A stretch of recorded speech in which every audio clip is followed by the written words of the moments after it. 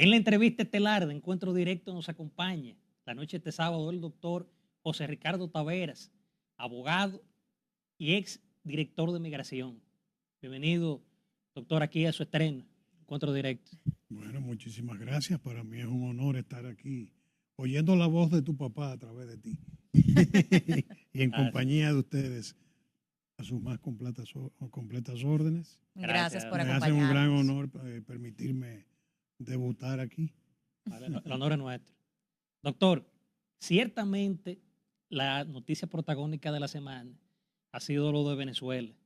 Denos una panorámica, una radiografía al respecto y si ha sido buena la posición que ha hecho el presidente de la República y todo en sentido general.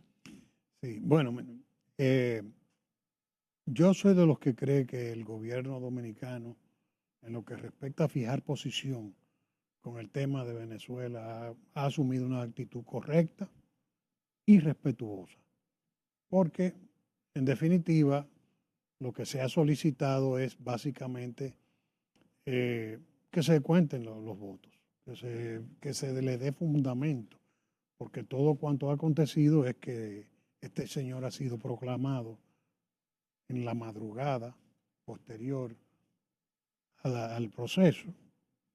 No bien amanece el día, ya le están entregando el certificado de elección, entonces lo que denota es que la prisa es plebeya y entonces, obviamente, hoy día es claro que si bien es cierto que se respeta la autonomía, la soberanía de las naciones, también es cierto que la comunidad de las naciones se preocupan para que las naciones que están en el concierto de la comunidad internacional respeten las reglas de juego, porque sería inmoral darle la espalda a una nación como la venezolana que hizo un esfuerzo por usar el voto como única arma y que la humanidad gire la cara sobre la base de que es un asunto interno.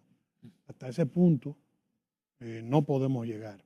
Y yo creo que la posición ha sido institucional, ha sido respetuosa y obviamente lo desproporcionado ha sido el hecho de que se rompieran relaciones y que se suspendieran las relaciones de la forma tan inelegante en que lo ha hecho la dictadura venezolana. Este proceso era necesario para poder acreditar legitimidad a todo el proceso posterior al evento electoral, que indudablemente le va a dar a la comunidad internacional, yo diría que la justificación, los fundamentos para poder participar del proceso. Creo que todos estábamos esperando que eso iba a concluir de esa manera. Fui probablemente el primero que incluso se indignó y se sintió mal con su amigo, mi amigo, el presidente Fernández, no porque fuera de observador, porque yo no lo critico eso. Es bueno que haya ido de observador. Lo que no me gustó fue lo que la gente que le pusieron al lado, que tiene entre ellos algunos sirvientes de Maduro, como López Zapatero, Rodríguez Zapatero, y además que fuera por vía del Consejo Nacional Electoral, porque todo el mundo sabe que la relación de ese consejo con los intereses de la dictadura es de íncubo a súcubo y que desgraciadamente todos sabíamos que íbamos. Hoy en día, decir que se apoya a una solución que provenga de ese Consejo Nacional Electoral sin que haya una supervisión internacional que pueda constatar la veracidad de los resultados es cohonestar con la dictadura. Y eso es lo que la comunidad internacional aspira. Y nosotros desde aquí, con lo que humildemente podemos hacer es solidarizarnos con eso. En Venezuela no hay árbitros y ese arbitraje debe ser internacionalmente supervisado, porque obviamente ahora la dictadura va a sacar documentos porque puede hacer lo que le dé la gana.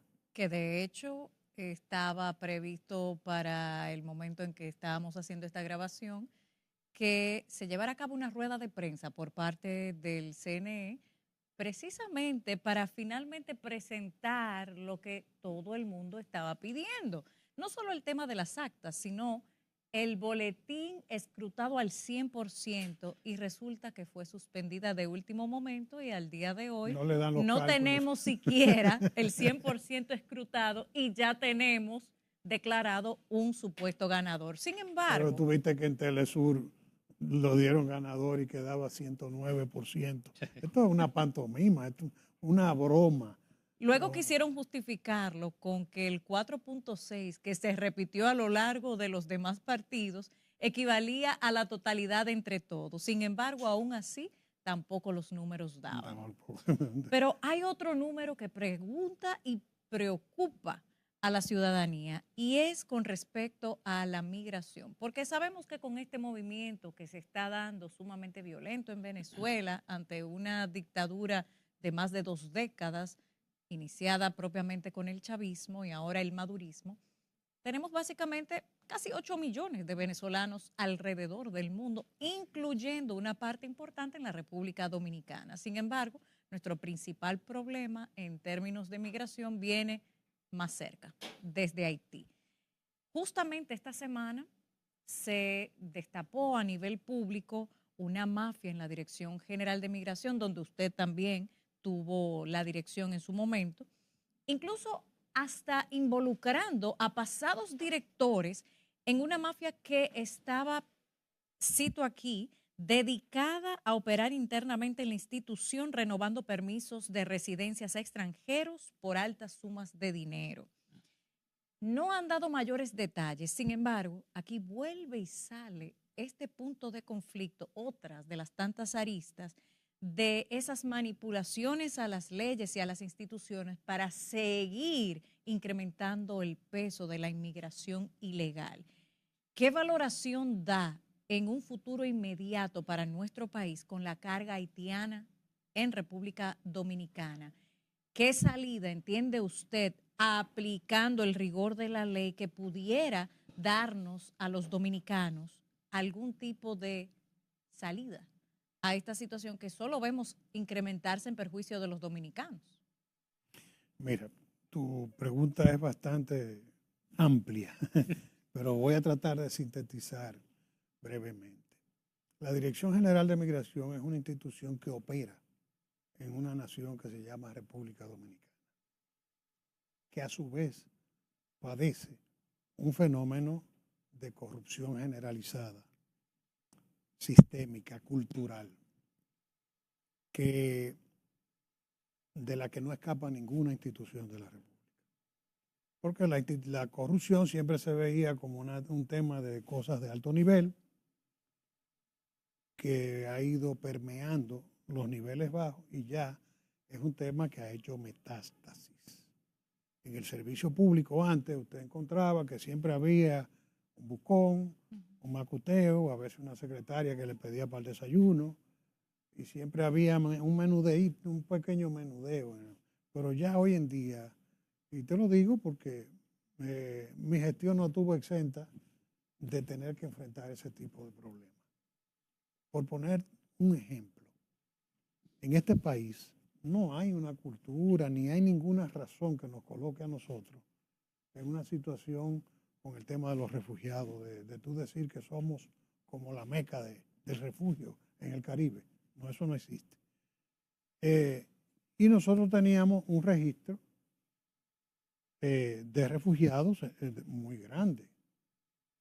Y entonces resulta que el presidente de la República va a las Naciones Unidas, le dicen que hay muchísimas solicitudes sin responder, lo cual era cierto, y que había un registro de refugiados bastante elevado. O cuando él le dijo, no, allá no tenemos problema de refugio. Dice, no, allá hay tanto. Bueno, hacemos una investigación y tú sabes de qué se trataba. Como el refugio es un proceso expedito, que no te requiere documentación, tú no tienes que presentar ni siquiera un pasaporte, ahí habían estructuras que habían, para hacer procesos expeditos y darle una residencia a una persona, lo colocaban como refugiado.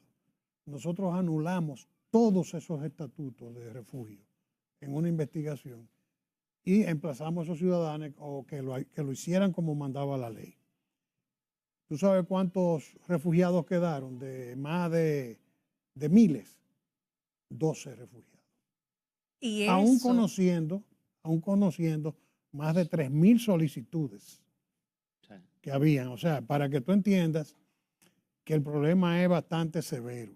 Y esas estructuras de corrupción hay que mantenerse vigilantes todo el tiempo. sin embargo, eso lo resaltaron en el más reciente informe del Departamento de Estado de los Estados Unidos dentro de un acápite de refugios y apátridas que ya sabemos que es la norma cada vez que se cita Sí. nuestro país, independientemente de que Porque no eso se es un copy and corresponda. page. Exactamente, esa es la forma de presionar de manera rutinaria.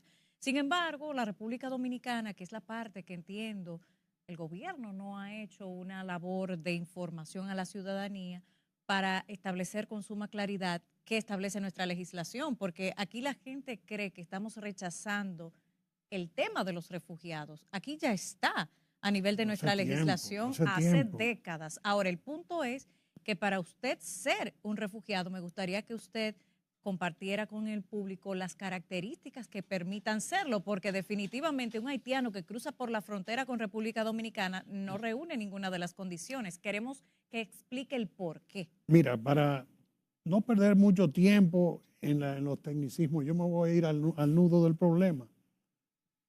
Un refugiado, conforme a la convención, no, eso de refugiado económico no existe. Últimamente, con el ACNUR, todo eso tiene que ver con el manejo de fondos, porque detrás de todo hay en la comunidad internacional un modus vivendi. Ese modus operandi tiene una razón de ser en el modus vivendi. Y todo eso recauda fondos. Y esos fondos los manejan en la comunidad internacional, que hay tanta corrupción o más, porque esa no es auditada, como la que hay en cualquier estado latinoamericano.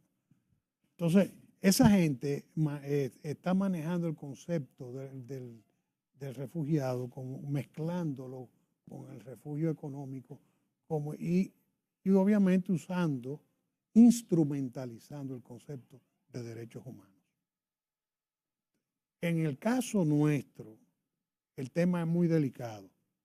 Nosotros firmamos la convención.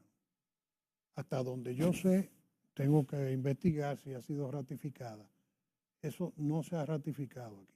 Nosotros no tienen registrado, pero yo no conozco me corrige si estoy equivocado. Bueno, de hecho, ya para el año 1983, bajo el gobierno del entonces presidente Jorge Blanco, se crea el CONARE, que es el Consejo Nacional de Refugiados, y se comienzan los mecanismos. El tema es que con esa convención, y me lo voy a poner de tarea confirmarlo, pero hasta donde yo tengo conocimiento, mientras yo era director de migración, el protocolo de aprobación de la convención no ha pasado por el Congreso.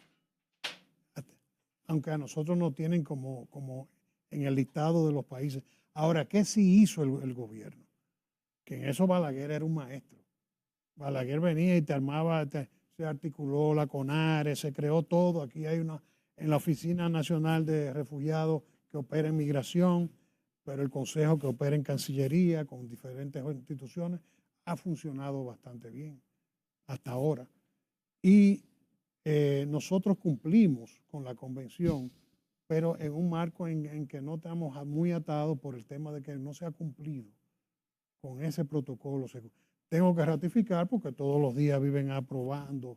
Probablemente ya fue ratificado y no me pasó de largo. Bien, doctor. Independientemente de que lo Pero yo sí sé no corresponde. que a nosotros lo ideal que nosotros tenemos que tener mucho tacto con suscribir y firmar todo ese tipo de cosas, porque ¿dónde vamos? Para ir ya a otra parte de tu pregunta.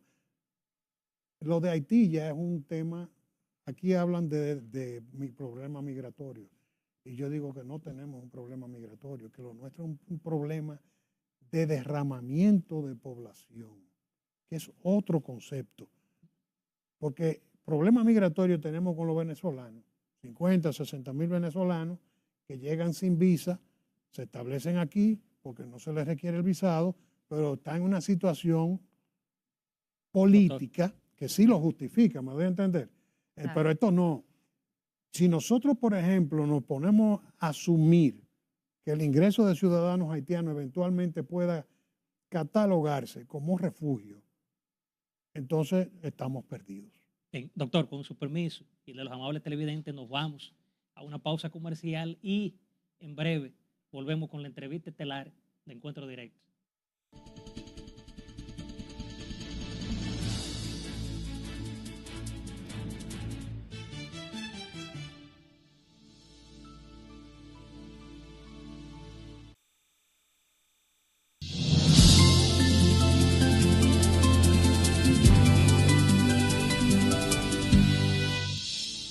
De regreso con Encuentro Directo, nuestro invitado, José Ricardo Taveras, quien fue director de la Dirección General de Migración, abogado político, aclarando muchos puntos necesarios ante la embestida y tergiversación hasta del derecho internacional, licenciado. Nos habíamos quedado en un concepto que usted compartió con nosotros en el bloque anterior. Le llamó derramamiento de población a lo que sucede con respecto a Haití, muy diferente al caso venezolano, que ciertamente sí sería un problema migratorio. Claro. Vamos a hablar, como en el bloque anterior abrimos el capítulo del refugio o la figura del refugiado propiamente y la Convención de 1951, de la cual es signataria República Dominicana.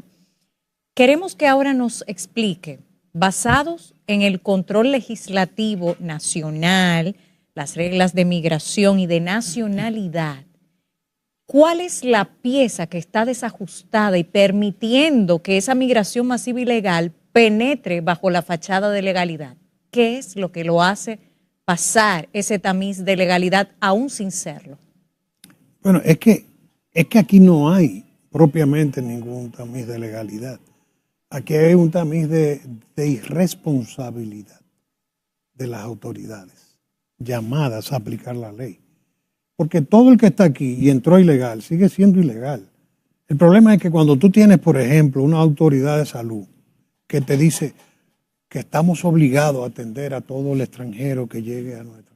Sí, yo estoy de acuerdo que cualquier persona que llegue en una situación de emergencia, sea quien sea, se le debe brindar atención. Por ejemplo, yo siempre he dicho, vamos a distinguir entre lo que es una mujer grávida y lo que es una mujer en labores de parto. Si a una maternidad se presenta una señora grávida, haitiana, la ley dice lo que hay que hacer. Primero, por humanidad, es una situación de labores de parto. Reciba a ese bebé, déle las atenciones que debe darle, dice la ley y el reglamento de la ley de migración. Usted no tiene papeles, ok. Migración pasa por aquí y con toda la cortesía del mundo esa señora se manda en una ambulancia a la frontera y se le entrega a las autoridades haitianas con su haitianito y con su certificación de que es un extranjero que nació aquí, pero no es de aquí. Por el principio del Yusangui. Entonces, porque es que ese tema de la nacionalidad, venimos al mismo sincretismo metódico con que se quiere manipular el tema de los refugiados. Se trata de una situación de manipulación, de un estatuto jurídico que ya está extremadamente bien definido por la Constitución Dominicana y jurisdiccionalmente decidido de manera irrevocable, porque ni siquiera las cortes internacionales pueden revocar el 168.3, la sentencia 168.3. ¿Por qué? Porque a la luz del derecho internacional público, el estatuto de nacionalidad es un estatuto de dominio reservado de los estados. Y ninguna corte internacional puede rebatir el concepto que soberanamente se haya dado una nación en lo que concierne al tema de nacionalidad.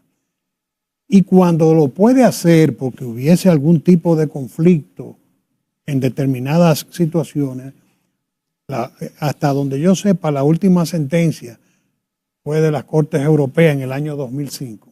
Pero vienen precedentes desde los años 1952, por ahí vienen precedentes de la Corte Internacional de Justicia, cónsonos con los principios y valores que establece la 6813. Yo le decía al presidente Medina, cuando el debate de la sentencia 16813, presidente, rételo a que vayamos a una corte internacional, porque estos países que andan financiando el hecho de que la República Dominicana sea un placebo para pretender que con eso se va a mitigar el universo de crisis de Haití, esos países, cuando lleguemos a ese nivel, no es verdad que van a permitir que sus jueces voten en contra de nosotros, porque ellos tienen su Haití en África, y los otros lo tienen en México y en toda América Latina. Todo el mundo tiene su Haití. Entonces, los intereses de ellos aquí a nosotros nos lo imponen de una manera, pero ellos lo manejan de otra manera.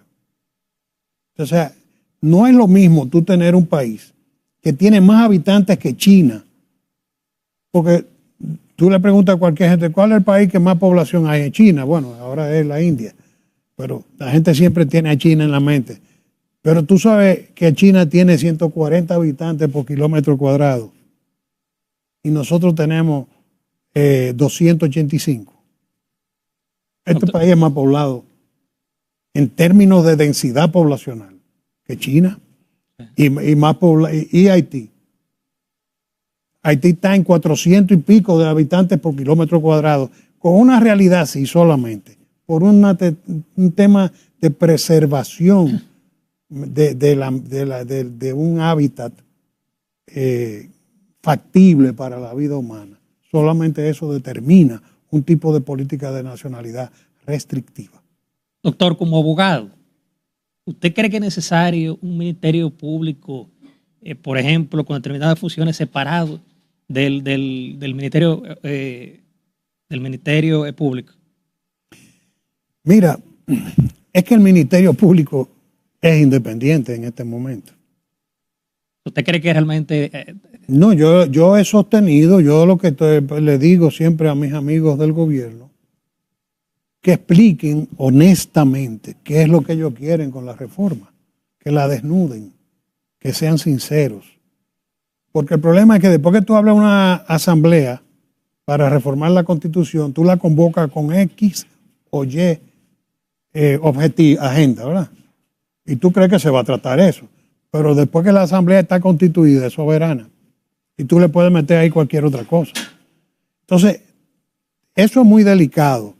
¿Qué está pasando? Yo lo que digo es, mira, el Ministerio Público, el antiguo artículo 55, que era muy conocido por la población dominicana, pasó a ser el 128 de la Constitución del 2010. Ahí se establecen las funciones del Poder Ejecutivo. Y en el acápite B 2 de ese articulado establece claramente que entre las funciones del Poder Ejecutivo está la de designación de dos tipos de funcionarios. Los de libre remoción, que son los que él puede poner y quitar conforme a su criterio, y otros que no son de libre remoción, entre los que se encuentra el Ministerio Público. Ahí mismo te lo cita todo, ministro, pero el procurador se manda al artículo 170 y a partir de ahí te establece que la Procuraduría es autónoma, financieramente también autónoma. O sea, es completamente independiente. Entonces, ¿en dónde que van a consagrar la independencia? ¿En qué se basan? Bueno, se pueden basar en el hecho de que el procurador, parece que entienden en el Palacio, que el procurador es de libre remoción y no lo es, porque el Estatuto de Inamovilidad no exceptúa al Procurador General de la República. Mi teoría es que está fundada en la Constitución y en la Ley Orgánica del Ministerio Público, que es la que habla de los detalles, porque la Constitución establece en el principio y la ley los organiza.